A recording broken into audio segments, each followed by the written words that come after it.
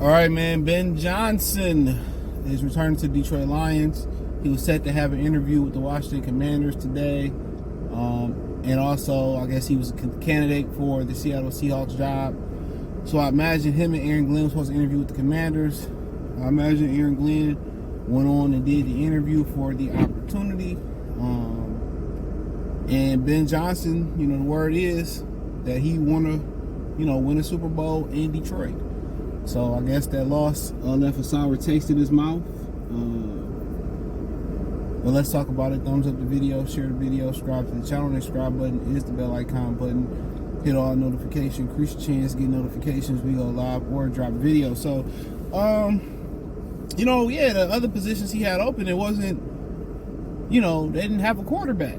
Seattle got Geno, but at the end of the day, how much longer can they, ride with Geno Smith before they got to find a quarterback? Washington don't have a quarterback, so when you don't have a franchise quarterback, those jobs are not attractive. That's why I was trying to wonder why Bill Belichick was so attracted to go to Atlanta.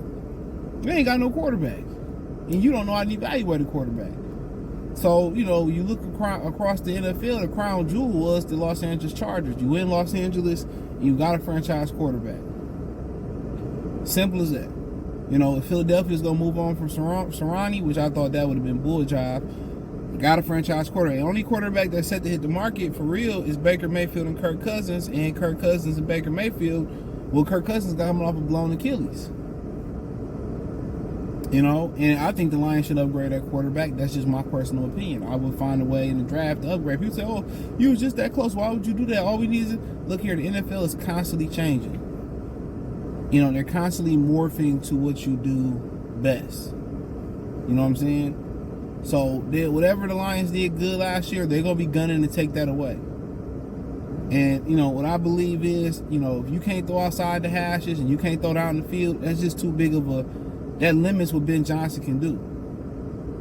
And say what y'all want to say about Jared Goff, he didn't do nothing wrong, bullshit. Watch the game. I would love to do a private watch, film study and see how many plays he missed. Just because the commentators don't call it out don't mean he didn't miss it. The Josh Reynolds pass, long story short, anytime Jared Goff got to move off the mark, it's a bad play. It's guaranteed it's a bad play. When you got a quarterback, it's one thing to have a pocket quarterback, but Brady had pocket mobility. Brady could slide up in the pocket. Brady could, step up in the pocket, slide to his left, and still deliver an accurate pass. Anytime Jared Goff, have to improvise and move off the mark, it's inaccurate. It's inaccurate. And I'm going to continue to talk about the cases I'm going to make for why I think they should upgrade the position. This is my opinion. Don't make it right. Don't make it wrong. But I will tell you about, typical human nature is always scared to make a change. You know what I'm saying? Especially men. Men are always scared to make a change. That's why a lot of dudes stick with the woman they with, is because they don't think they can get another woman. You know what I'm saying? It's a big ratio of women out here. This is why dudes be suckers and marry women that show red flags. This is why dudes be marrying women that they know be cheating on them. They know they ain't right for them. They know they lazy and all that shit because they don't feel that they can get another. It ain't even they feel they can do better. They just don't feel they can get another woman. And a lot of times it's just mindset. You got a lot of dudes with money who think, oh, this is the best I can do. And a lot of NFL teams had that mindset when they come to quarterbacks. Oh, Vanilla Vic was good last year, talking about Daniel Jones. We knew he wasn't shit. What happened this year? Exactly what we knew would happen. Brave Bortles, he took them to the FC Championship game, which they should have won that game. They lost it because of him in the second half with the Jaguars. What they do? Play Blake Bortles, that team imploded. It simply imploded. Because they didn't have a quarterback. And when you got a quarterback, he don't necessarily have to be mobile. When you have a quarterback, anytime he move off the mark, he can't run. You can't get him out on the boot like John Elway and they used to do for Jake Plummer when he was in Denver. It's a red flag for me. And he ain't got no arm. I'm going to keep saying it. You can do better at that position. And I think them drafting Hendon Hooker, I think they know something that we don't know neither. Would I had the opportunity to get, some of these other guys, I get them, especially Jaden Daniels, huge fan. But I know more once I start evaluating these guys. Don't know much about the kid from Duke. Big, strong kid, look like. But with Ben Johnson, they want an opportunity to do it again. So, at the end of the day, it was rumors that he wanted, $12.5 million a year. But also, you go into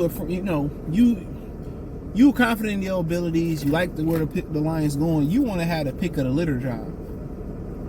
You don't want a job in Atlanta with no quarterback. What's different between you and Arthur Smith?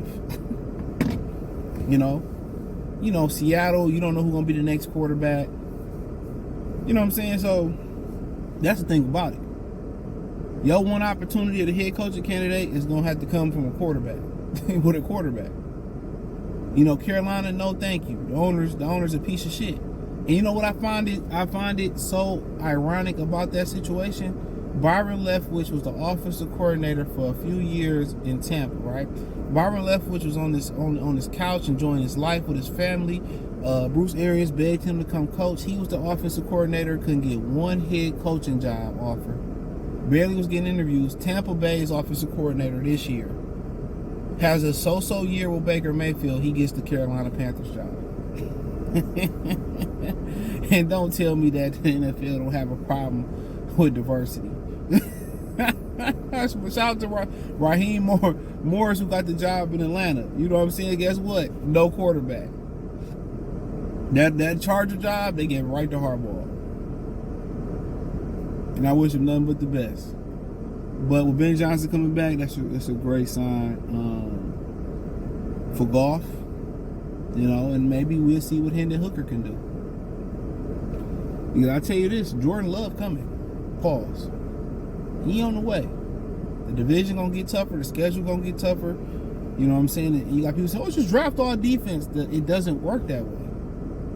Every year you get an idiot that says, you constantly have to upgrade. Because the other NFL's teams are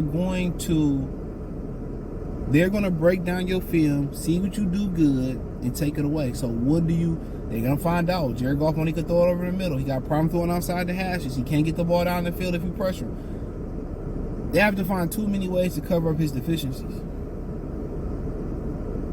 You know what I'm saying? It's too many. I just hate quarterbacks who don't got no arm. It irks me. More than a guy not being able to be mobile. That really don't irk me. So they get some guys. They need to upgrade that room for sure. There's upgrades that need. Always can upgrade depth in the offensive line, developing guys behind guys. You just never know. You got to pay guys.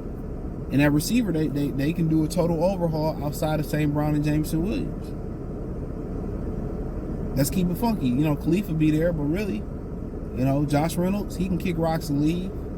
Donovan Peoples-Jones, it wasn't fair he didn't get enough time to do anything with the Lions, but hey, you can go out there and upgrade that receiver. Quick. You can go out there, get a Mike Evans, go out there and draft a guy later in the draft or something like that. Hey, you go out there and change it quick. That's what I told y'all. They should have really got DeAndre Hopkins. One thing for sure, and two things for certain. That pass that Josh Reynolds dropped, DeAndre Hopkins catch that bitch. We know it. He gonna catch it. And that's the one thing that they were missing this year. This dude riding with his they popped the windshield wipers up. He ride with his windshield wipers still up. I don't know if he's too lazy to get out or it's stuck. But yeah, they can upgrade that receiving core for real. So that's just keeping it real. But we'll see. But happy to have Ben Johnson back, and I just think he want the right opportunity. I think he like being here, so you don't really hear that a lot of the times. Somebody like being with the Lions, if Aaron Glenn leave, the first call I'm making is to Leslie Frazier. That's the first call I'm making is Leslie Frazier. Yes, sir. First call I'm making. But yeah, Ben Johnson draw some more stuff up, and yeah, the offense sputtered in the second half. And that wasn't that was the weakest thing about the Detroit Lions offense this year. This is one of the highest teams' weaknesses was their inability to come out of the half and be efficient. And that's one thing that pissed me off about Dan Campbell not taking the points in the third quarter. People talk about the timeout at the end, whatever. But you know that your team struggled in the third quarter offensively all year. You in position to get points, take the points. But it is what it is. But hey, thumbs up the video, share the video, subscribe to the channel. The subscribe button is the bell icon button. Check out Detroit Lions Talk playlist, more videos like this. Hit the link tree. Find me on Twitter, Instagram, Spotify, Anchor, Cash App, Venmo, PayPal, Apple Podcasts, which is Spotify and Anchor. Check out Detroit Lions Talk playlist, more videos like this. Peace.